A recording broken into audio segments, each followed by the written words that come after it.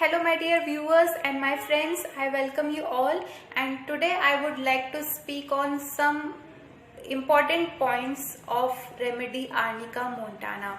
So we usually think of this medicine in case of injuries or traumas, and usually we think of this medicine in case like acute cases of injuries, but this medicine can do wonders in chronic case also.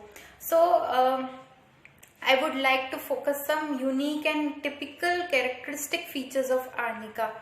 Uh, Arnica is frivolous. Now, what means by rubric frivolous? Frivolous is a rubric, we can define it as a careless or a carefree person, carefree regarding everything, regarding his or her own health or her own duties.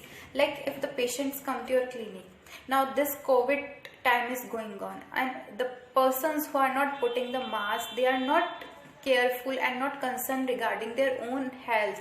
So, or if, for example, if a diabetic patient taking insulin 4 or 5 times in a day, and they are having the too much sugar elevated levels in their blood, and then also that person is eating all sweets and eating everything, so we will think what of that person? That person is not concerned for his own health. For example, if person comes to a clinic, and if you are asking something related to their his children's, and he doesn't know in which class the child is studying, or what is the age, or he is not, means he is not that careful, and that person is light. Yes, that things comes in our mind, that person is light, हल्का है, इतना नहीं ले रहा चीज़ों को, इतना concerned नहीं है, इतना ध्यान नहीं है. So that times we think of this rubric frivolous. Frivolous persons are all around, and we see such type of persons in our daily to daily practice. Frivolous जब हम सोचते हैं तो सबसे पहले माइंड में आता है बेलाडोना, बहुत ही मजाकिया हंसता खेलता पेशेंट जो बहुत ज़्यादा टेंशन नहीं लेता कि उसकी तबीयत खराब होगी कि नहीं. कोई बहुत मोटा है, then also he is eating everything, कोई प्रिकॉशंस नहीं, कोई परहेज नहीं. We think of that time, जब फ्रिवलस माइंड में आता है, we think of belladonna. Arnica is also frivolous, but arnica is not of nature of that belladonna.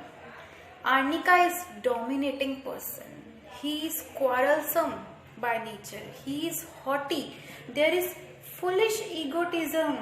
In silica we have done that it has a false egotism or brittle egotism. एक बार में ego feel हुई और फिर वापस वो band हो गया. Silica yielding है, यील्डिंग में है silica, but arnica has a foolish egotism.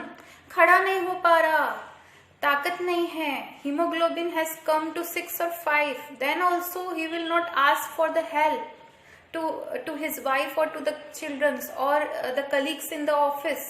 He will never ask for the help. So much egotism. We will not say this a dignified. Dignified is different. Dignified Staphylos aureus है, dignified ignitia है, dignified natrium mure है. Like a person is coming to your clinic, or if you see a person in your life that he or she is handling all the things alone, not asking for any help or any support, and the no is in dignified manner, that no is not that no will not injured or will insult the person in front of that person. इसका मतलब ये नहीं है, dignified होने का मतलब है जो अपनी डिग्निटी मेंटेन कर रहा है. लाइक अगर आपके पास में मेड आई और वो आपसे बदतमीजी कर रही है, झगड़ा कर रही है, तो जो एक डिग्निफाइड पर्सन होगा वो सोचेगा, अरे यार मैं इसके लेवल की हो गई तो मेरी डिग्निटी का क्या होगा. It's okay. So what natrum will do, gracefully वो दूर हो जाएगा, gracefully withdrawal. This is a rubric in natrum card. तो क्या क्या करेगा, अगर ऑफिस में बॉस से कहा सुनी हुई झगड़ा हुआ तो natrum mur will not, as we have seen in Staphylococcus aureus, because Staphylococcus aureus is social concerned person, so उस लेवल पे जाके झगड़ा नहीं करेगा, उस लेवल पे जाके he will not utter the abusive words, he will not fight at that level because he has to maintain his dignity. So what this dignified persons do, they will just move on from that situation or will think of how to get escape, how to get gracefully with to move on. So dignified हम उसको कहते हैं जो सामने वाले शख्स की भी इज्जत रखता है और अपनी इज्जत नहीं गिराता. So that are dignified. But egotism is what? मैं सब कुछ कर सकता हूँ, मैं किसी की हेल्प नहीं लेनी. This is foolish. जहां पे हेल्प लेनी चाहिए, ताकत नहीं है शरीर में, नहीं है खड़े होने की ताकत, फिर भी I can stand. This is what foolish egotism of the Arnika. Because of this foolish ego, he does not want to take any help from the surrounding person. That's why he will declare himself fine. He will declare himself there is one rubric, well says he when very sick. He declared himself well, that he is fine absolutely. Because क्योंकि यही तो एक arnica का क्या है. You have seen Salman Khan movie, उसमें एक dialogue है, मुझ पे एक एहसान करना कि मुझ पे कभी एहसान मत करना. That's line define the arnica very well. It does not want to take any obliteration, कि उसको ये नहीं सुनना सामने वाले से कि I have helped you, I have done favour for you, now it's your time to oblige me. तो ये जो चीज है, ये एक डर होता है आर्निका के मन में. तो there is fear of being hurt. ये जो हर्ट है ना, आर्निका हर्ट नहीं होना चाहता कि सामने वाला ये कहते कि मैंने आपके लिए ये किया, ये नहीं सुन सकता arnica. Fear of hurt of being, then fear approached of being. उसको यही डर है कि लोग आएंगे मेरे पास में, वो मेरी हेल्प ना कर दे और फिर मुझे कल को ही सुनना ना पड़ जाए. तो that's why there is fear of approach of being. Then trust aversion to be, there is trust aversion to B.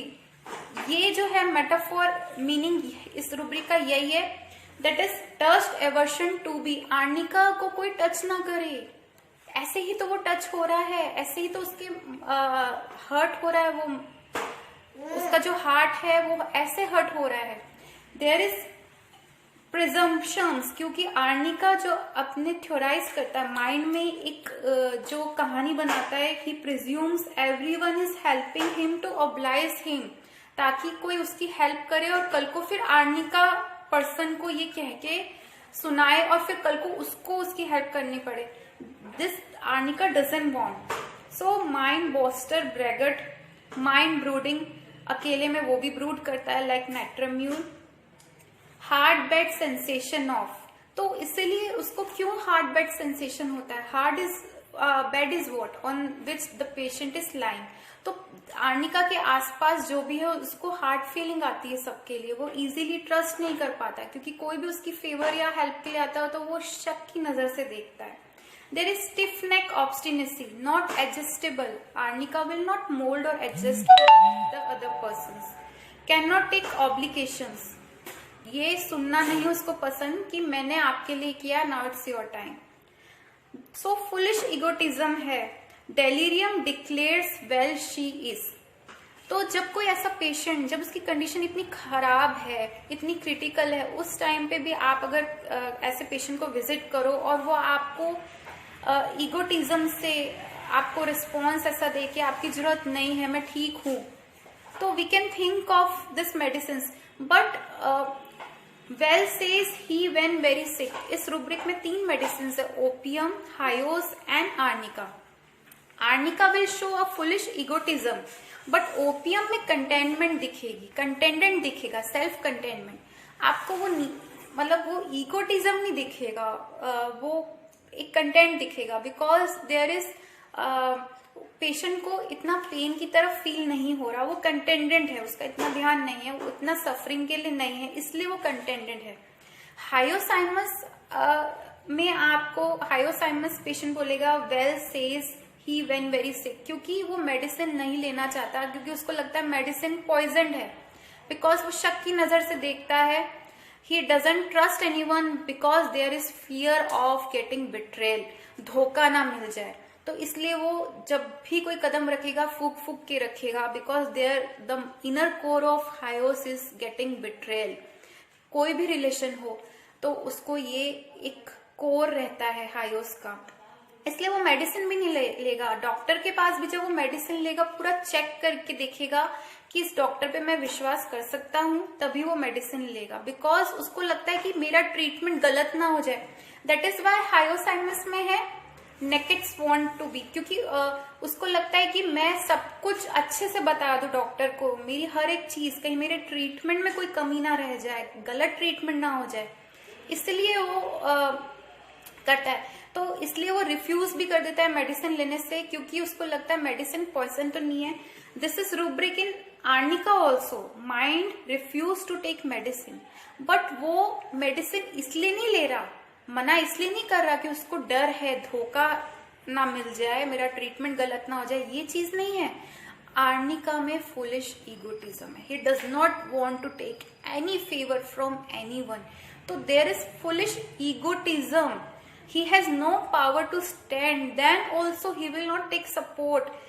अगर for example if a person he is not able to hold even the glass, then also he will say कि yes I don't need anyone, I can manage myself, I will drink or eat my food myself. So this is what foolish egotism of the Arnika.